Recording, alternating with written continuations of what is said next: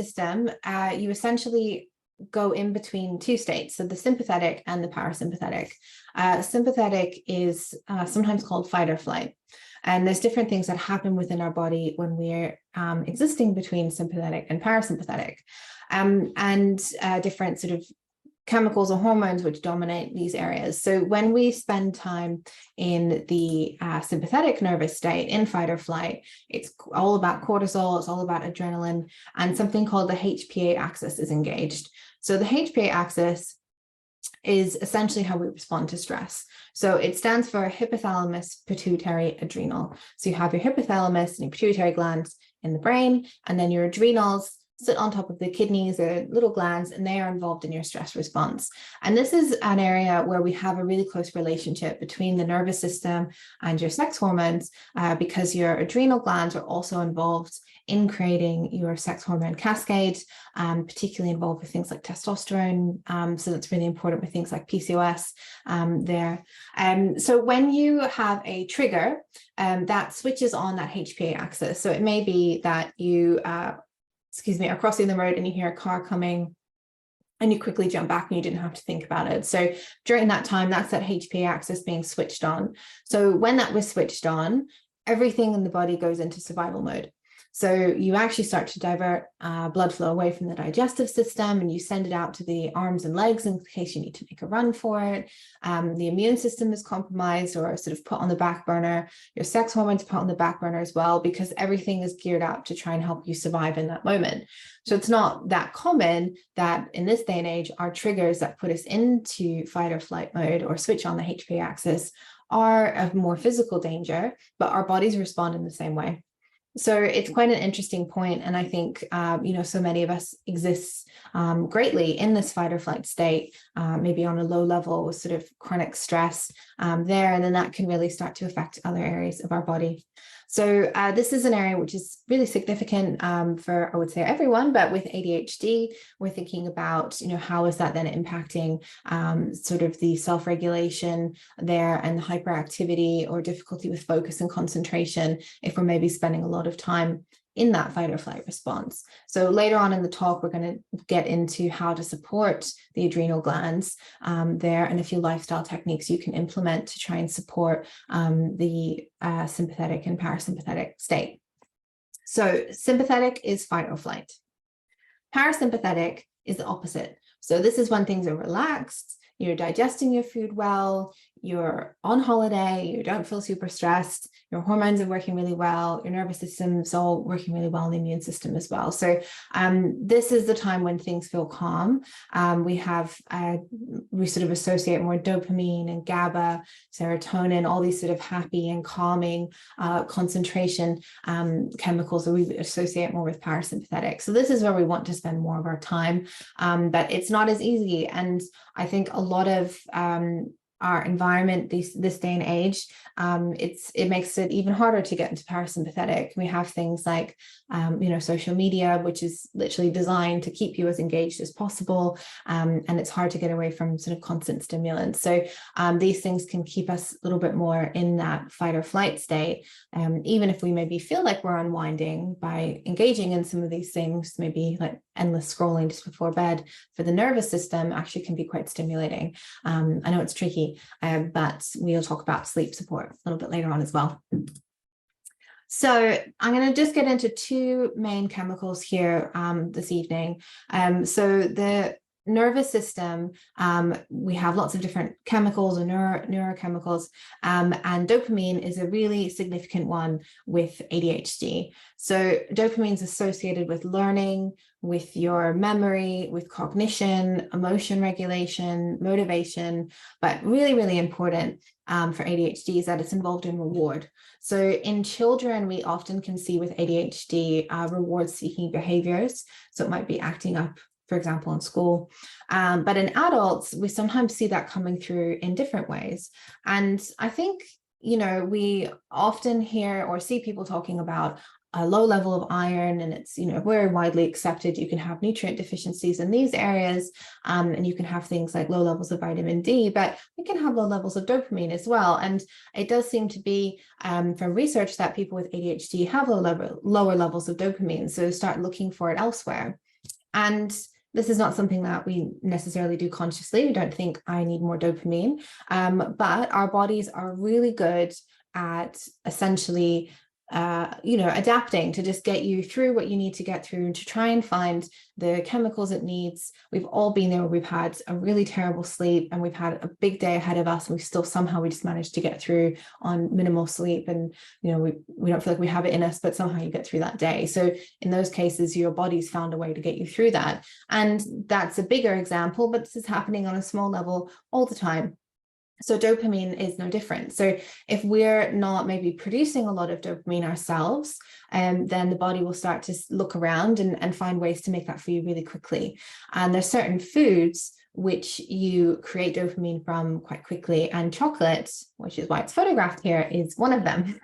So it doesn't mean never having any chocolate, of course, but understanding which foods actually help you create dopamine can be really helpful when you're managing something and supporting something like ADHD on a day-to-day basis. Actually, in my 28-day ADHD meal plan, every single day there is snacks which are blood sugar balanced and very supportive, and they have chocolate in them, cocoa powder for that reason. When we go for straight chocolate, like a milk chocolate bar, it's going to have lots of sugar in it, and that will spike the blood sugar, which can then make us feel a little bit imbalanced with our blood sugar levels, and maybe it doesn't make us feel as great in that moment. So we'll get into blood sugar a little bit later on.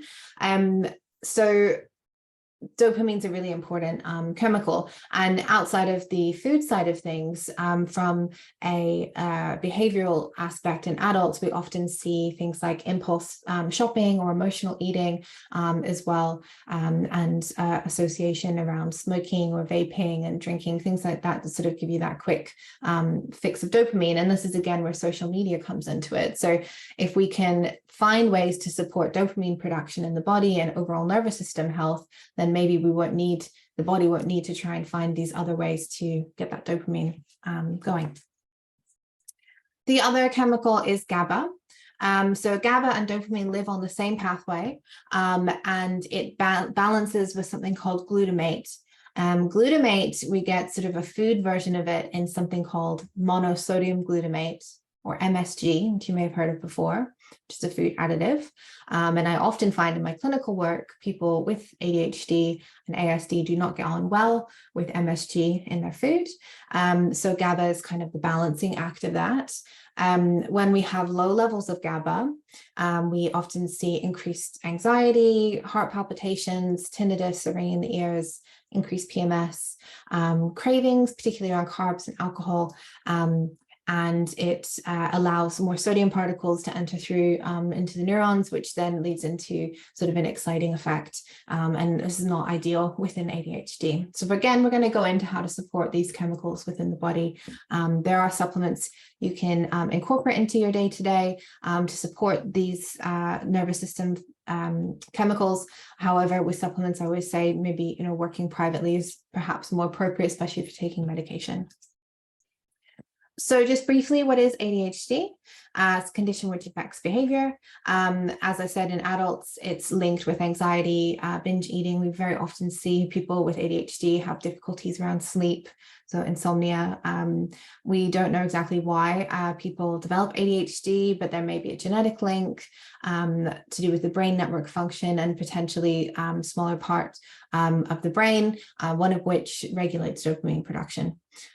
So some of these things we maybe can't do too much about, but some things we can try and support. And the more research that comes through, the more we understand ADHD, and then we can then try and do more and more to support things on a day-to-day basis. And that's what we're going to get into today. So I find it very interesting and really useful clinically when we're thinking about ADHD to talk about the gut. So within the gut, you have something called the enteric nervous system, which is basically like your gut's nervous system. And it's made of circuits that control the sort of muscular movement of food through the digestive tract, your blood flow, your in that area, absorption, and it's also involved in regulating your immune system and your sex hormone function as well. So it's its own sort of system, and that's why sometimes you might have heard people talking about the gut as the second brain, and this is what they're referring to as the ENS, the enteric nervous system. And really interestingly, it can function independently from the central nervous system. But they do communicate through neurological and immunological pathways in the body there. So there's this really close relationship there. And in particular is around something called short-chain fatty acids. So in my clinical work, I do stool testing, and I actually look at short-chain fatty acids and see how much someone is making of them and what the percentages look like. But the bacteria that you have in your gut influences short-chain fatty acid production, and the food that you eat influences your bacteria. So you have your foods that you're eating, they influence your bacteria, and that influences your short-chain fatty acids, and that then influences the gut-brain connection. Yeah. So there's a really nice relationship between the gut and nervous system function as a whole. When it comes to ADHD and ASD and the nervous system gut relationship, there's more and more research coming out all the time, and there does seem to be a lot of links sort of there between the two, which is really interesting and useful clinically. So within the GI tract, the GI tract, your entire digestive system, starting at the mouth, and it's sensitive to changes in the brain. So things like stress can impact your gut microbiome. So again, if we're spending lots of time in that low-grade fight or flight response, or if you've had a big shock like a bereavement or a big trauma, we can see it come through in the gut. So these microbiota are referred to sometimes as psychobiotics. So you have probiotics and prebiotics. And again, through the research that's coming through, there have been a lot of studies sort of working on particular bacterias with the nervous system. And these are what are referred to as psychobiotics there. So I often find in my clinical work, people with ADHD have difficulties around diarrhea, constipation, acid reflux. This is where it does start to become a little bit more of a unique, working individually from person to person, because IBS, which is often a diagnosis that comes with ADHD, diarrhea, constipation, these are very different states to be in, but they both come under the IBS category. So within that, management, it's about understanding as an individual what the triggers are, what the microbiome looks like, with, like I said, doing stool testing and working maybe more individually there. But it's something I almost always see with ADHD are issues around digestion there. So there's been a few studies which I just wanted to highlight briefly before we moved on. There's one study that often gets referred to as the anxious mice study. So essentially they did a microbiome, so the bacteria in the gut was transferred between mice, and they observed a change in behavior, and then using probiotics resulted in lowered anxiety, decreased stress hormones, and higher GABA. So really interesting to see that coming through in that study. And another study, which was done only last year around infants, over 300 infants, they used stool samples at 1 month and 6 months old. And of those children, the ones who had been diagnosed with ADHD by the time they were 10, their stool samples were looked at again, and they found a really big difference between the gut microbiome, the children with ADHD and the children who didn't have ADHD. So they've said that, or concluded that, these gut microbiome differences may actually start as young as infancy. And, that difference there starts as young as 6 months of life. So what's still to be determined is, I suppose, how this affects, adults, what this means. And we definitely need more research done in this area, which is happening, which is great. So we're still sort of, I think, at the very early stages, really, of understanding the gut in this kind of way with ADHD, and understanding, I suppose, how much the gut microbiome affects ADHD, or is ADHD affecting the gut, but either way, I suppose from our point of view, it means that the gut is relevant here, and something that we can work on in the meantime. So that's the gut side of things, and we're going to go through ways to support the gut with nutrition towards the end. I just wanted to touch on the sex hormones. So this is a very broad overview of your hormones. This is when they're doing what they should be doing. Okay, so they're really up and down, okay, throughout a month. So the different colors are different hormones, and the cross there we're seeing on a 28-day cycle. So they're really going up and down through so much throughout the month. And in our mood, we can really feel this because your sex hormones are very much tied up with your nervous system hormones. So estradiol is the red pink one here. And as you can see, it's very low during a period.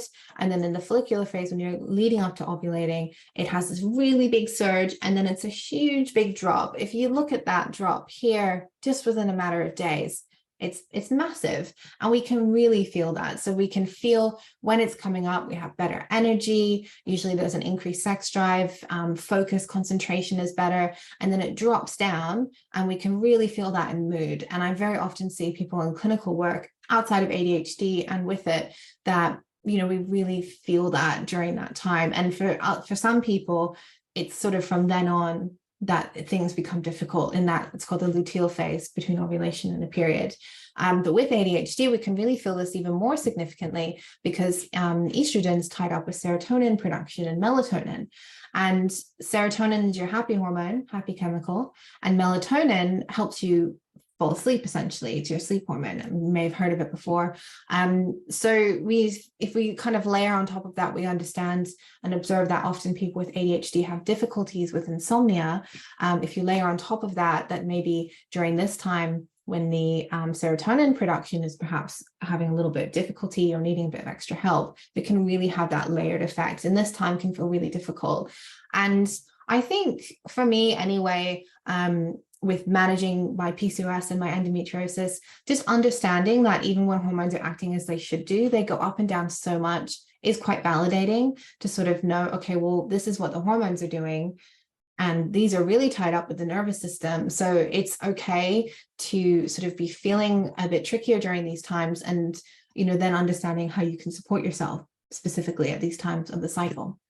We're going to go into that a little bit briefly, but it's the focus is really more so around ADHD this evening, but it's definitely something to be aware of, I think, and just understanding within yourself sort of how that's may be affecting you. And it's something you can observe. We often see things like migraines and headaches are worse during hormonal shifts as well. So that's the estrogen side of it. Progesterone is the blue line, so very low, and then you ovulate, and in your luteal phase, again, it's a huge big jump, and then it drops right down again. And progesterone's involved in GABA and dopamine, and we've spoken about that, and we know that that's really important for those with ADHD. So during this time, again, that can feel quite tricky when it's going right up and coming right down again. So again, trying to work on that hormone balance and supporting the body during that time can be really helpful. And also just being aware of that. I've had myself sometimes where I might have really difficult few difficult nights of sleep, or feeling a bit moodier, or having difficulties with focus and maybe concentration, and sort of thinking, where am I in my cycle? What's going on with my hormones at this point? And again, that in itself can be quite validating to sort of understand, okay, this is what's maybe a part of driving the way that I'm feeling at the moment. So again, maybe a talk for another time, and I do have sort of more specific hormone talks coming up. The endometriosis and PCOS ones, even if you don't have either of those conditions, we'll be going into these hormonal shifts in much more detail. So it would be relevant to come along if you're interested in learning a bit more about that. So ADHD key nutrients. So there's a few nutrients which are very specific to nervous system function. Of course, we use them in other areas as well. Zinc is a really big one. And we need it for around about 200 different processes, but it's really important in your nervous system function. It's called cofactor when it comes to producing the GABA and the dopamine and serotonin, all these lovely calming and focus and concentration chemicals. So zinc is something which, from a dietary point of view, we get it mostly in shellfish, pumpkin seeds. It's worth thinking about maybe supplements if it's safe for you to do so. If you are going to take supplements outside of working with myself, you need to make sure that you're checking with your doctor first, especially if you have any medication that you take. So with zinc, it's also important for men, because when you are losing zinc, you lose zinc, through ejaculation, and it's a fairly significant amount that you lose so in the sperm. So if you're someone who's sexually active, then it is worth thinking about zinc as well. Iron's really important. Those who menstruate will be losing iron every month. So it's a constant battle when you're menstruating to keep your iron just at a good level, because you build it up and then you lose it in a period, and then you build it up again and you're losing it again. So it's kind of like 2 steps forward, 1 step back. So iron's really important there. And from a dietary point of view, the richest source of iron is red meat. You technically get the same amount of iron gram for gram with a steak as you do spinach, but the amount of spinach you would need to get the same sort of weight as a steak would be a great deal of spinach. So if you are someone who does eat meat, what I often recommend to my clients and myself is sort of being intuitive. So I'll use myself as an example. For my hormones, I'm generally following a pescatarian diet, so fish only. But I do have red meat during my cycle to support my body in that way. You can also think about an iron supplement if you're vegetarian or vegan. Magnesium, so it's up there with zinc, over 200 different functions you need magnesium for. There are different forms of magnesium, and one of them may cause loose stools, so be careful. It's called magnesium citrate. So unless you want very loose stools, I would maybe be careful on that one. Omega-3 fatty acids from a small fish if possible, and vitamin D. So vitamin D has been looked at in a bit more detail around ADHD, and we often find it is lower in those with ADHD. It's called a vitamin, but it acts really more like a hormone in our bodies, and it's really important for nervous system function, your immune system, your hormones. So it's very sort of far-reaching. And if you are in the UK, then it's something that we're all pretty low in here. I mean, it's supposed to be summer right now, and it's been raining all day where I am, so and cloudy. So I don't think I've made any vitamin D myself today. So with the diet, so we really want to think about protein, and with ADHD, making sure that each time you eat, even if it's just a little snack, that there's some protein in there. So the adrenal glands we spoke about earlier, they love protein. They like your blood sugar to be nicely balanced. So you only need 1 teaspoon of sugar head to toe at any time. So it's not very much. And if you have protein, then it supports keeping your blood sugar nice and steady and keeping it within that 1 teaspoon sort of level. So thinking about beans, chicken, eggs, fish, nuts, seeds, and seafood. So nuts and seeds are a great snack, super easy to grab or to have at work or to have on your desk. I sometimes tell people with ADHD, be like a little squirrel, have some nuts stored in the car, at your desk, by the bed, just have them dotted all over the place so you can just quickly grab them if you need them. Hard-boiled eggs are also a really easy one you can do at the beginning of the week, and then have them in the fridge. So sometimes people don't like to have breakfast, but if you had a hard-boiled egg and some nuts and fruit, be very happy with that. And if you've made the hard-boiled eggs ahead of time, then you don't really have to do anything that day. So there's a few amino acids. Now, an essential amino acid is called essential because you don't really make it yourself. You need to get it from the diet. And there's one, phenylalanine, which converts into tyrosine, which then converts into dopamine. So again, eggs, Dairy products, legumes, nuts, meat, and fish are all rich in this amino acid. If you are vegetarian, you can take a protein powder, add into smoothies, which will then usually has a full amino acid profile. You can get some of these amino acids from. Tyrosine, so we get that in whole grains, so brown bread, brown rice, nuts and seeds again, legumes again, soybeans, meat and fish again, and Parmesan cheese specifically. So, we're seeing a pattern coming through here. And again, in my meal plan, the ADHD one, you'll see that you don't have to eat a different type of meat every single day and a different type of cheese and all this, making it feeling very overwhelming, because the good thing is there's a lot of overlap with where you can get these amino acids, which is really positive. So just making a few changes there. If you look between tyrosine and the other one, there's not a huge difference. So we have the dairy, we've got the eggs, we've got the meat, fish, and legumes and nuts. The only thing that's different here really is the soybean. So, and just, it's a specific type of cheese, but it's still in that dairy category. So again, it's about just picking up maybe a few of these foods that are going to support you and working slowly in that way if you're going to be working independently. Tryptophan, so this turns into serotonin, and the richest source of tryptophan is actually turkey. So poultry and seafood, again, the same things coming through here. So nuts and seeds, legumes. So legumes are things like lentils and beans, whole grains, potatoes. So there's a reason why at Thanksgiving, when you have turkey and potatoes, you feel so happy. So we're getting some of that nice tryptophan there.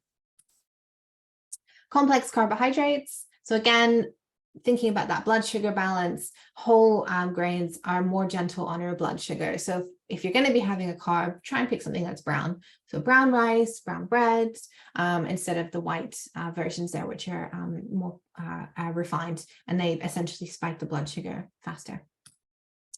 Magnesium and vitamin D. So magnesium, vitamin D are things I quite often use as a supplement, to be honest, in my clinical work. But I do really try and get these nutrient-rich foods, which are, rich in these nutrients, into people's diets when I'm working with them. So Brazil nuts, pumpkin seeds, almonds and cashews. So again, the nuts and the seeds coming through, really dark leafy greens, and things sort of within the fish category. So salmon, salmon's also a great way to get omega-3s, a little bit of tuna once or twice a month is okay, and mackerel as well. There is a type of antioxidant, which OPS, I will not try to say this whole word, embarrass myself, but they're a type of antioxidant which support blood flow to the brain. So any of the berries, the darker the better. Generally speaking, with antioxidant-rich food, the more pigmented it is, the higher antioxidants that food is. So something to do really easily is when you go to the shops, pick out the darkest fruits and vegetables you can see. So blackberries, blueberries, red cabbage, really dark things like kale, all that kind of really richly pigmented food. Green tea and dark chocolate. So again, dark chocolate supported with the dopamine side of things, but we don't want to go overboard with that, because then we're getting into having lots of sugar, and that can exacerbate feelings of anxiety and difficulty with focusing. So dark chocolate's definitely not off limits, but just about having it in a way that's going to be supportive for you. So I have one recipe which I make myself very often, almost every day I have it. It's in my meal plan as well, and it's chocolate powder, so cocoa powder, protein powder, frozen cherries, frozen banana, and some nut butter. And that is really lovely. It tastes kind of like a chocolate cupcake, which is probably why I have it every day. But it's got the really dark berry with the cherries. It's got the protein, it's got the nuts, which has got those nice amino acids, the protein, and it's got the dark chocolate for some dopamine support as well. So there are definitely ways you can get the foods in that support dopamine, which are going to be supportive of your blood sugar at the same time. Omega-3 fatty acids. So these are foods which are, very oily fish, So things like salmon, anchovies, mackerel, from a vegetarian standpoint, avocado, olive oil, and flax seeds there. So using olive oil over your salad dressings or over vegetables when they're cooked is a really easy way to get some of that in. Over soup is fine. Avocado as well. Avocado on toast is pictured here. So that can be an easy breakfast as well, or snack.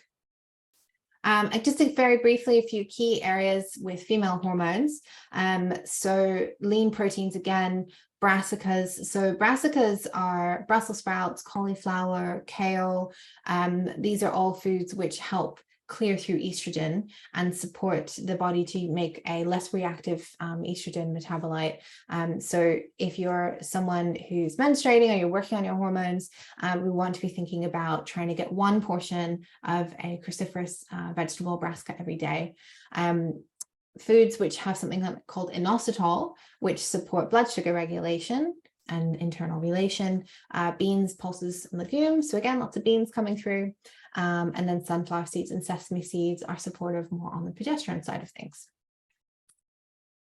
So a few things to think about limiting and lifestyle. So my approach is really not an all or nothing thing. As I said, I have chronic conditions, plural, which I manage with my diet. So I don't want to be super strict forever for my whole entire life, because it's not going to be sustainable. So the way that I approach things myself, and I get my clients to, and hopefully you'll be able to do a little bit of this too, is thinking about your body in this is for my soul and this is for my body. So we understand, thinking back, okay, these foods are going to be like having salmon, having some rice, having some beans, things like that are really supportive of the nervous system. These are things you're doing more eating for your body. Having a glass of wine with a friend, this donut here, it is dinner time, so this donut looks incredibly appealing to me at the moment. That's not going to be so supportive for the body, but it might be really nice for your mental health and for your soul. So, having these things kind of in moderation is fine. But it's just about, having your body cares more about what you do most of the time. What's happening a little bit here and there is really not going to be the end of the world there. So just sort of doing what you can where you can. Things to be mindful of as well is caffeine. So I'm not too strict, as I said. The only thing I'm on the stricter side with people is around caffeine. So around ADHD, ASD, hormones, we really want to think about caffeine, how much coffee you're having. I try to get people to, again, doesn't have to be no coffee, but trying to keep it to 1 per day. We know when we have coffee, we have it because it perks us up. But for some people, it can really exacerbate anxiety. I like to call coffee for myself anxiety juice. I can really feel it if I have it. And for most people, it takes about 8 hours to metabolize their caffeine out. But for some people, it can take 10 hours or even 12 hours. So if you're having a coffee at, say, 10 o'clock in the morning or 12 o'clock or in the afternoon, that caffeine could still be in your system right in the evening when you're actually trying to go to sleep. And we know with ADHD that there's often difficulties around sleep. So we want to really do what we can where we can to support that. So having some breakfast first before you have some coffee. And if you can have your coffee, please, if you just have your coffee after your breakfast instead of having it on its own, if that is the one thing you take away from today, I'll be very happy. So have some food first and then have your coffee. Alcohol, it's not uncommon people with ADHD to feel a bit lower the next day or even the next couple of days after alcohol. So I usually advise those who have ADHD to maybe limit that to special occasions or just the weekends, and to just allow yourself time, see how you feel. Do you feel like it's worth it, to sort of feel that way? Maybe it is worth it on a special occasion, like a wedding or a celebration, but maybe it's not worth it on just a, random Friday night to feel that way for the weekend. So again, it's about sort of understanding and putting those boundaries in for yourself, I suppose. Sugar, we've touched on. So ways to support ADHD from a lifestyle side, so spending time in nature.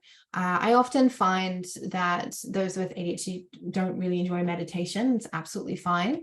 It's not something that I get on with myself either. There are other ways to support dopamine and GABA production. And one of them is being out in nature. So gardening is great, very supportive of the gut microbiome as well. So, that, or, knitting or crochet or something with your hands, because is another way to sort of engage the mind and be quite relaxing. That's not, doesn't need to be doing something that you're sort of forcing yourself into, like yoga or meditation, that sometimes I find people with ADHD feel worse doing those things. So again, it's not about trying to, be perfect and doing what you maybe think you should be doing, but what's going to be right for you. So it can be a nice thing. We're trying a few different things out and seeing what you enjoy. Sleep's very important. So from a lifestyle point of view, I would prioritize sleep over anything else. So really trying to be very strict with going to bed and waking up at the same time. I know it's hard on the weekends, but our bodies love routine. You think about people who have children and everything revolves around the baby's nap time. Every single thing every day is revolving around, they have to go to bed at a certain time, because if they don't, their routine is out, and then the parents are going to pay for days sometimes afterwards. So in adults, it's not that dissimilar. Our bodies love routine, and sleep is where our bodies sort of the center of where we regulate so much around. So really trying to keep your sleep quite protected there. I would say trying to get to sleep before 11 o'clock is ideal, earlier if you can, but that's okay if not. And trying to limit your screen time. An hour would be perfect, but who's going to be doing that? I myself don't do that, even though I should. Half an hour would be fine if you can do that, and just, stay off your phone. Sometimes I tell people to put their phone on airplane mode, so they're not maybe like tempted. Put your phone in a different room.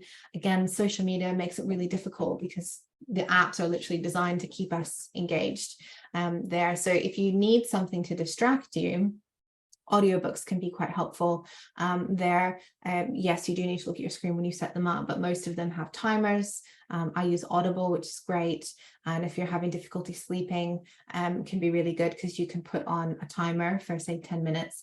And then what Audible has, sounds like I work for them, got nothing to do with them, but they have a setting where when the timer runs out, instead of having to look at your phone to extend it, you just shake your phone. So if you're in bed, you can just shake it, and then it will extend it by another 10 minutes or however long you had. So that can be quite nice to sort of, relax the mind a little bit, or at least distract you, especially listening to something you already know really well. I cannot tell you how many times I have listened to the Harry Potter Audible book series many times. And we know that actually rewatching things or listening to books or reading books you already know really well is actually quite relaxing for the mind there. So it doesn't have to be Harry Potter, because that's what I like. Whatever you like, it's fine. And also regular exercise. So that can look however you want, but I do normally recommend people pick slower paced exercises that don't really increase cortisol. So HIIT, not so much. Sprinting and running, again, not so much. Maybe swimming, yoga, Pilates, bar. Cycling is fine if it's slow, but not really aggressive spinning. So the more sort of calming exercises there. So getting into more individual side of things. So we're all unique.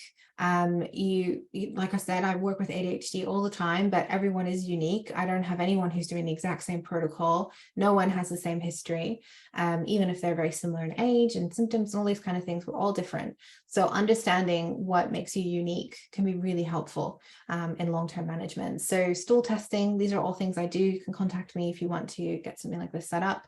Hormone testing. So I do sex hormone testing, where you actually track your hormones throughout an entire month, as opposed to just a one-day snapshot, so we can see how things are metabolizing. Cortisol testing as well is very interesting and very useful. Allergies, heavy metal testing as well.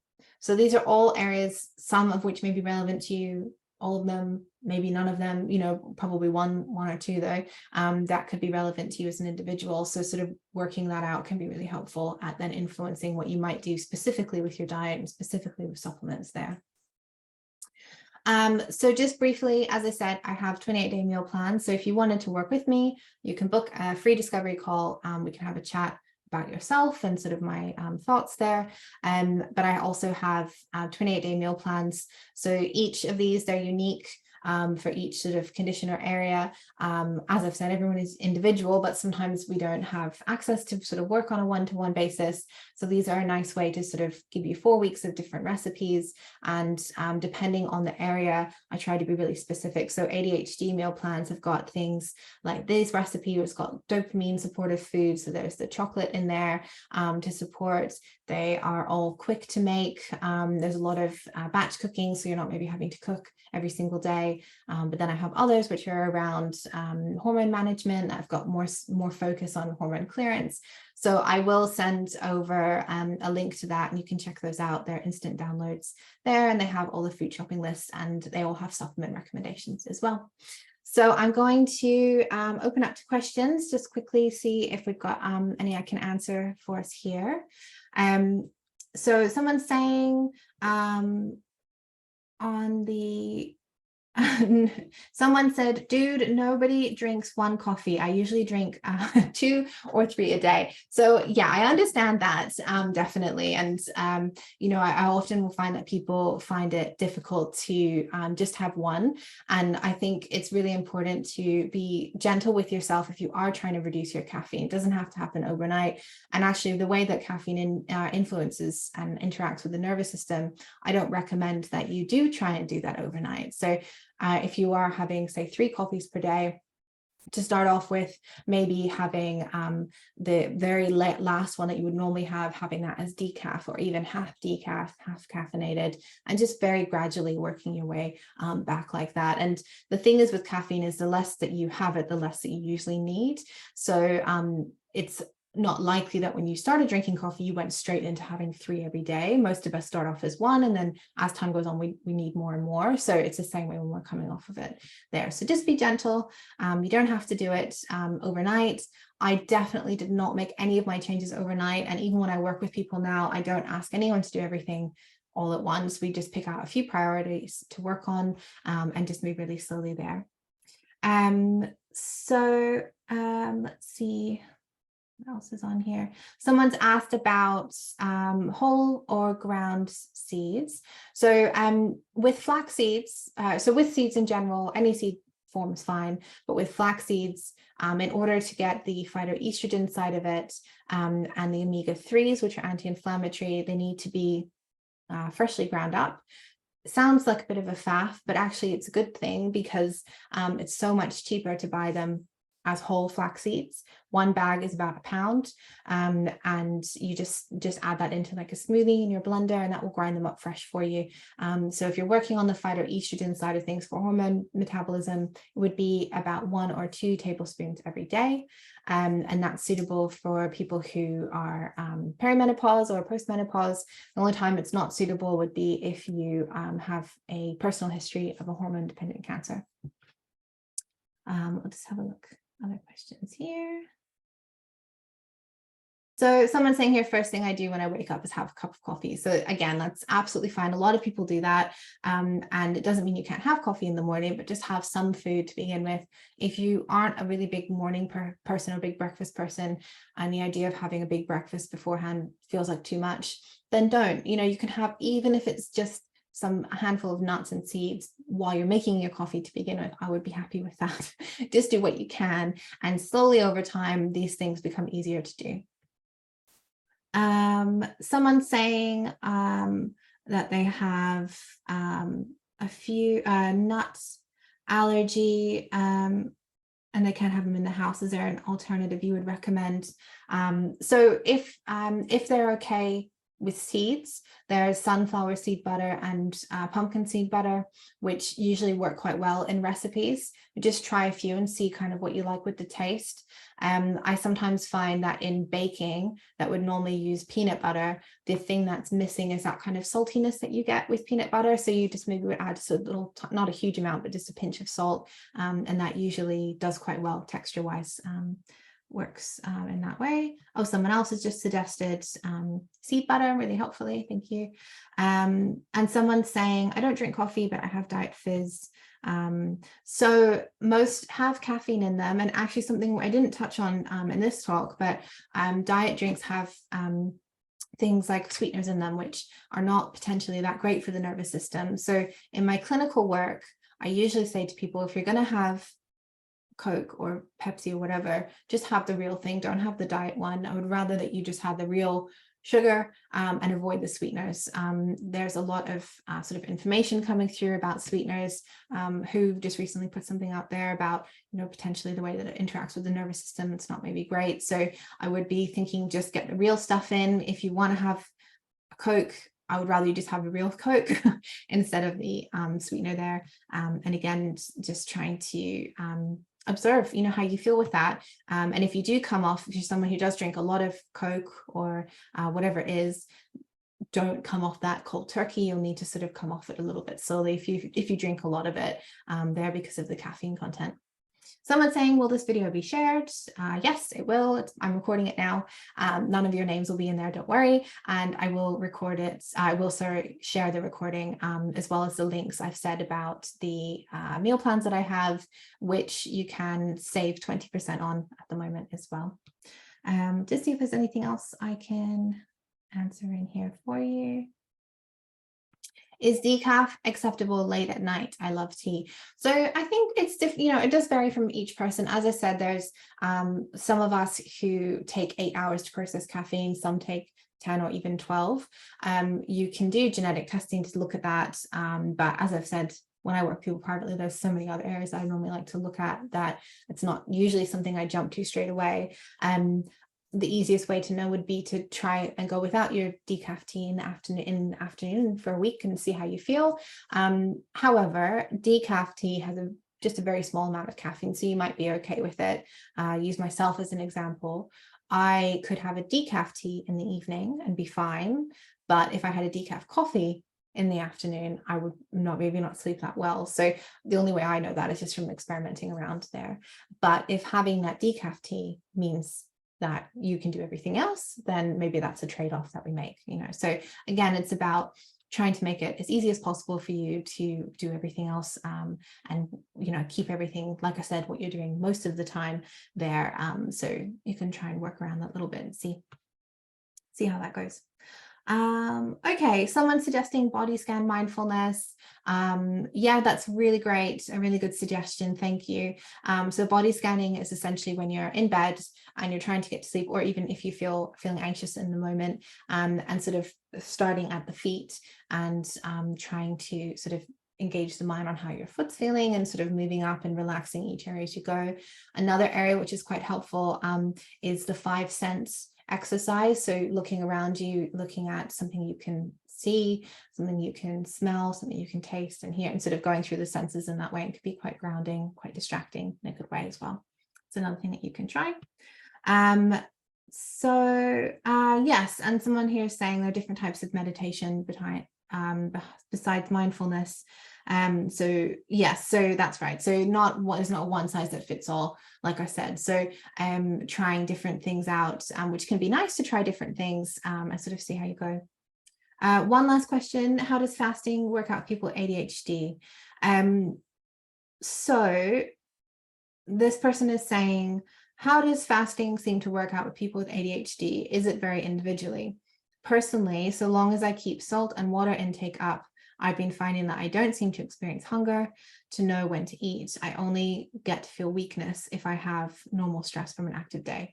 So intermittent fasting is not something that I am that keen on personally for people, for most people. Some people it suits. However, with fasting, when you fast, you put your body under stress. And so you spend a bit of time in that fight or flight. So we know with ADHD, or even if it's not ADHD and you're dealing with stress and sort of day-to-day stresses, I don't really feel as though we need that extra stress there.